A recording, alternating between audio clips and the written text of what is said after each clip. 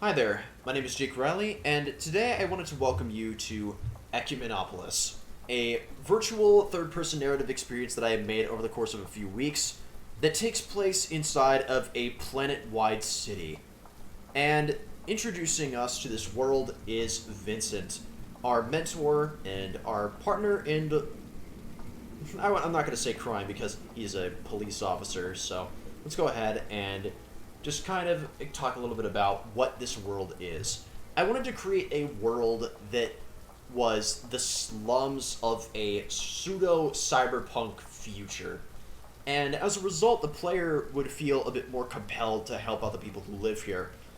Block 18, or 118, is the worst place in the Ecuminopolis, at least according to Vincent. And I'm not sure how valid that statement is, but let's go ahead and ask what it is that we're doing here. And I wanted to just kind of establish Vincent as being the mentor character and telling the player why it is that they're in this particular space. Because in designing this place, I wanted to make it clear that the player was in a position of power over the people who live here, but they should use it in order to help the people under the environment around them. Even when the player themselves has some doubts, then Vincent kind of just illuminates, or he says that this is important and we need to do it. And so he also gives you a waypoint for you to go to, or at least a landmark, to look for a man by the name of Cole Vanderbilt. And you offer to help anybody if you can. And this is the first opening vista of the area that the player gets to see. And as they can see, it's very dirty, there's trash all over the place, and there's just all around a mess, except for this building over here. Now, this building is important for a few different reasons, but the most important is that this is the home of the only doctor in Block 118, Dr. Sarah Andrews. Dr. Andrews herself is a humanitarian, which means to her that she wants to help the people who can't afford medical care on the upper levels of the Ecuminopolis. And the people who she helps are really the kinds of people who wouldn't be able to afford it in the first place. And she has a couple different degrees and wants to help out the people as best as she can. And with that in mind, the player is also given an offer if they need her help in any capacity, that she'd be willing to help them.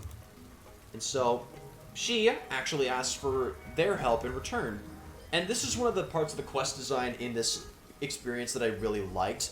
It's that I call out where this particular object is, or what it looks like, so that the player can find it a bit easier. And for them to find it, it actually isn't too difficult, because this large blue light is something that would call their attention to it. The blue lights are how I attract the player to the locations of important quest items in this experience. So with this syringe gun battery in hand, which comes up with an alert on the screen to tell the player that they picked it up, let's go ahead and head back to Dr. Andrews and tell her what we found. So we tell her that we found the syringe gun, and there is a different prompt if the player would happen to not have the syringe gun battery. So if they came back and they told her to keep, she would just tell the player to keep looking.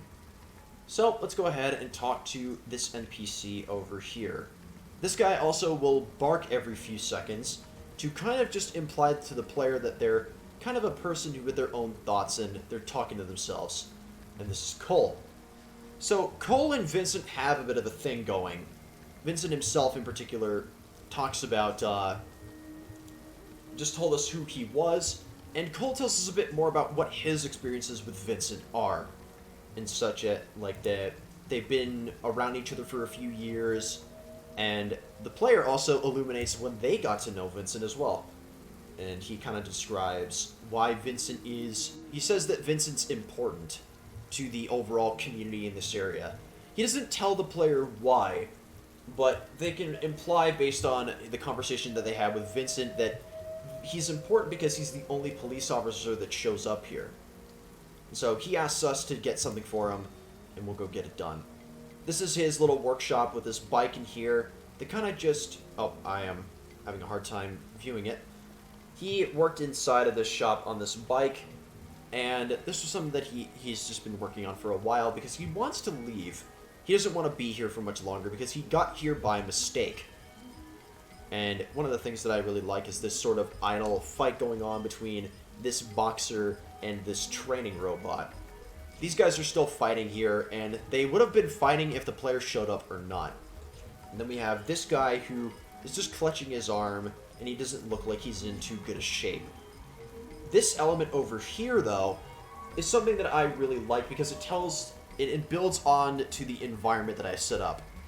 And that it being that people don't have an easy way of getting access to drinking water. Not clean drinking water, but any water in any capacity.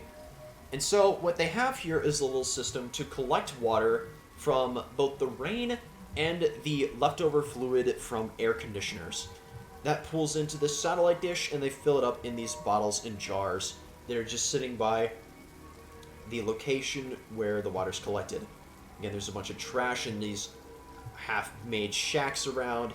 There's all these billboards that are just in disarray.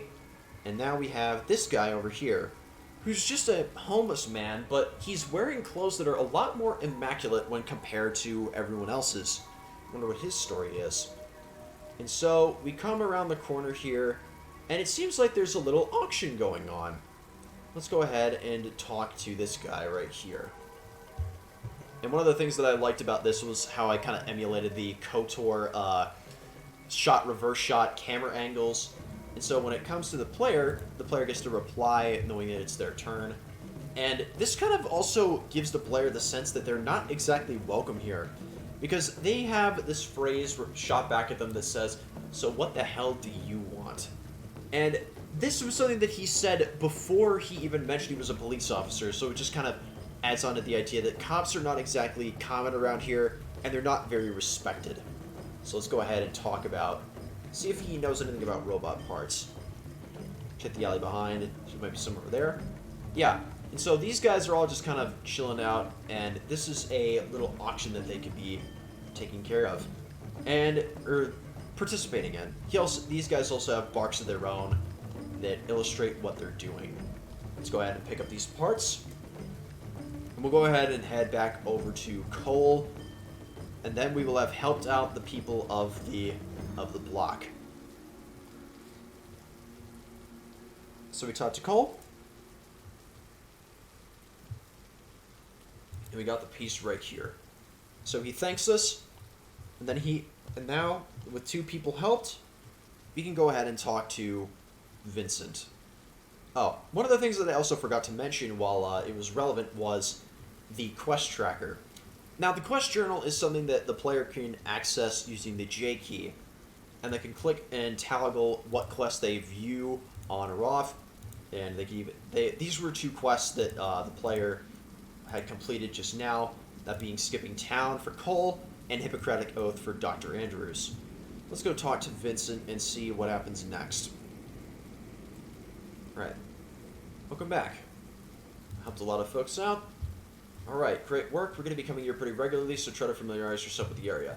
And so, with that in mind, that brings this experience to an end, and the player can now just explore the area at their own leisure.